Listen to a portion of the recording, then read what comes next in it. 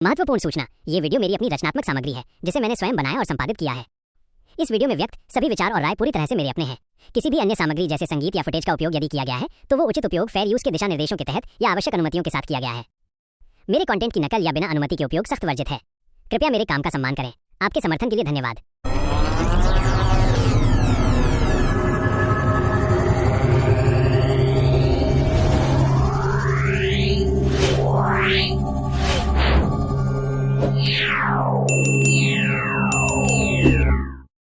अंधेरा अभी भी शहर के निचले हिस्सों में घिरा हुआ था।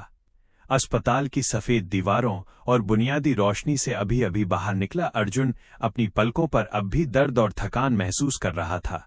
हड्डियों की खटखट और थोड़ी सी कमजोरी उसकी चाल में थी, लेकिन आंखों में एक अजीब सी तेजी अभी भी जिंदा थी। ऐसा मानो कुछ अंदर उसे उठने कुछ करने का कह रहा हो। वो घर की छत पर चढ़ा ही था कि उसका फोन बिम बिम की आवाज के साथ चमका। स्क्रीन पर दोस्त अद्विक का नाम दिखाई दे रहा था। अर्जुन ने सोचा, अद्विक ने कहा था कि आज रात वो घर पर होगा।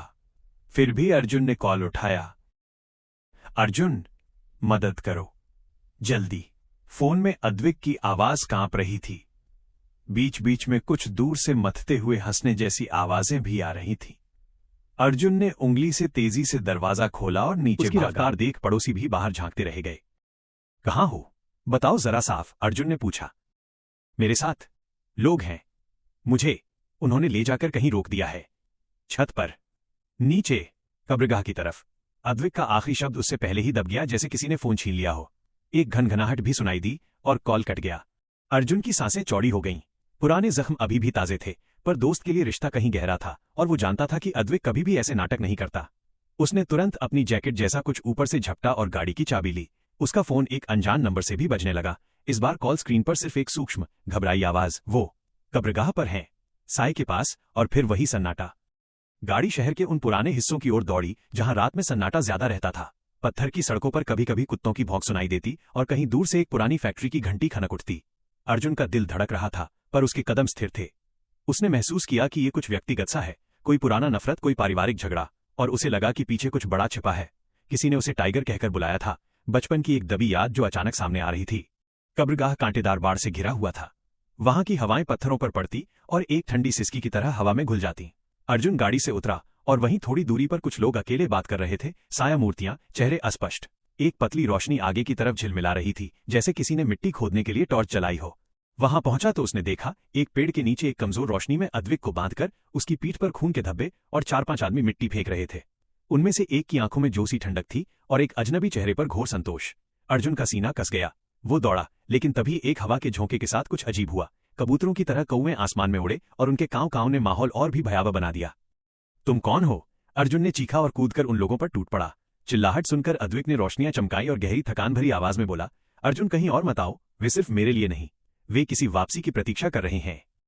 एक आदमी जो बाकी से ज्यादा बड़ा और कड़क था ने अर्जुन की तरफ देखा। उसकी मुस्कान घृणास्पद थी। हम तुम्हें जानते हैं, उसने कहा। शहर के सारे पुराने किस्से जानते हैं। टाइगर का नाम तुम लोगों ने बच्चों की कहानियों में बनाया था, पर कुछ वापसियों का समय आ जाता है। अर्जुन की यादों में एक नमकीन सी खनक उठी। बचपन में दादा की सुनाई दहलाने वाली कहानी, जिसमें एक छिपा हुआ परिवार, वीरों का बदला और जंगल की दहाड़ थी। उसे लगा कोई पुराने जख्मों को खोलना चाहता है। उसने देखा कि अद्विक की आंखों में अब भी अग्नि थी, न डर, सिर्फ अनंत क्रोध। छोड़ो उसे, अर्जुन ने आदेश दिया, लेकिन आवाज में कंपकंपी थी। तुम किसने हो? क्या तुम किसी पुराने वंश के लिए ये सब कर रहे हो?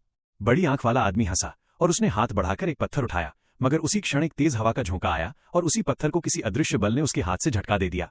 पत्थर हवा में उछला और सीधे उन लोगों के बीच से गुजरते हुए दूर जाकर मैदान में जाकर गिरा। लोग चौंक गए। वो पलों में कुछ असहज हो उठे, मानो कोई पुरानी शक्ति जाग उठी हो। अर्जुन ने मौका देख अपना चाकू निकाला और एक छलांग में पहुंचकर अद्विक के पास पहुंचा। उसने रस्सियों को फाड़ा और अद्विक को झकझोड़ा। क्यों किया तुमने ये सब? अर्जुन ने फुसफुसाकर पूछा। अद्विक ने दर्द से हंसते हुए कहा, ये सब पुरानी कटुता है। वे कहते हैं कि जो परिवार का झंडा गिराएगा उसे मिटा दिया जाएगा, पर मुझे मत पूछो अर्जुन, कुछ चीजें नाम से बड़ी होती हैं। वे वापसी की तैयारी कर रहे हैं और उन्होंने कहा था तुम्हारे लौटने से पहले कुछ भी नहीं होगा।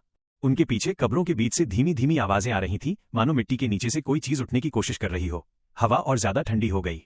अर्जुन ने महसूस किया कि ये लड़ाई किसी आम दुश्मन की नहीं थी। यहाँ कोई भूला हुआ अतीत, कोई अंधेरी शपथ और कोई छुपा हुआ परिवार रिवाज दहाड़ रहा था। चलो यहीं से निकलते हैं, अर्जुन ने कहा। पर तभी जमीन के एक हिस्से से अचानक हल्की कंपन महसूस हुई और एक गहरी धीमी दहाड़ ने पूरे कब्रगाह को हिला दिया। ऐसा लगा जैसे कोई बड़ा जीव नीचे से उठ रहा हो। कौन सी दहाड़ थी ये? वंशों की किसी पुरानी चेतावनी की, या सच में किसी जानवर की वापसी जिसका नाम बचपन में टाइगर रखा गया था? अर्जुन ने एक कदम आगे बढ़ाया। उसकी आंखें अंधेरे के उस कोने पर टिक गईं जहां मिट्टी अभी अभी हटाई जा रही थी। मिट्टी के ढेर के बीच से कुछ हिलने लगा और फिर वही आवाज बोली, कम सी, जैसे किसी ने किसी राज का फुसफुसाहट सुना हो। वापसी शुरू हो चुकी है।